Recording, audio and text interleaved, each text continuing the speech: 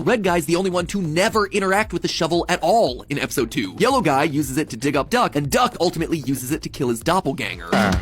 Actually, no. 4 doesn't work. There's 3 of us. So why would these items be associated with characters who failed to use them on the show? Well, I suspect it's a hint to the greater story that's happening here. The same story that's being told by the book. You see, Don't Hug Me, I'm Scared is a story all about characters stuck in a loop. Not only does Leslie outright say this at the end of episode 5, no matter how much the wheels turn, the journey always ends up back at home. other characters openly acknowledge how repetitive their lives are. All we do is sit around and then some guy comes and tells us about banks or vegetables. The cycle really seems to be getting to Red Guy. We live in an actual nightmare! And of course, there's the picture of Yellow Guy walking up the stairs as he's walking up the stairs. This is clearly not the first time he's done this, despite having no explicit memory or knowledge of it in the past. So if we're in a cycle that repeats over and over, maybe there are parts of the story that play out differently in different repetitions of that cycle. During this iteration of the loop, Yellow Guy ended up with the batteries, while Duck used the shovel to kill his doppelganger, and Red Guy opened the Chuddle Dollops. But clearly things aren't quite right. Things didn't turn out for the best, and that's because things didn't align with what Leslie has up here in her room. Red Guy didn't end up using the shovel, and Duck doesn't open the Chuddle Dollops himself. That would actually make sense. We know for a fact that things can change during each loop. First of all, we see recurring characters and props from the YouTube series appearing here on the TV show. Things like the clock teacher, the notepad, the computer teacher, and even the food guy, they're all here, but are used in very different ways. There's also repeated references to Clay Hill, the town that was supposed to be the focus of DHMIS's original TV pilot. It's here, crossed out on the blackboard of the Big Boys room, as well as here during the transportation episode. What about just down here? I'm sorry, that place doesn't exist anymore. It shows that the cycle has some level of awareness of the past, but with small changes in each run. Inside joke or lore? And then here, just take a look at this house from the beginning of episode 5 compared to this house from the beginning of episode 6. Notice anything different? For the house in the episode 6 intro, there are additional bricks on the corners. All the curtains and windows are different colors, and there are fewer trees around the house when compared with episode 5. This would make sense because this is a different house in a different loop. Remember, Leslie has to reset everything at the end of episode 5. And this, my friends, is what I suspect the book is for. It's telling Yellow Guy the correct series of events that he and his friends need to do, explaining what Duck needs to do with the Chuddle Dollops, what Red Guy needs to do with the shovel, what Yellow Guy needs to do with the batteries. It's telling Yellow Guy and us the story that needs to happen in order for everything to move forward. We even get hints of it on the cover thanks to the pictures embossed in the leather. There's a lot of stuff on here that we can recognize from the first 6 episodes. Duck's decapitated head, Yellow Guy's dismembered hand, the shovel, the batteries, the coin, but a lot of it just doesn't quite fit right. Notice the worms. Ego! Sorry, notice the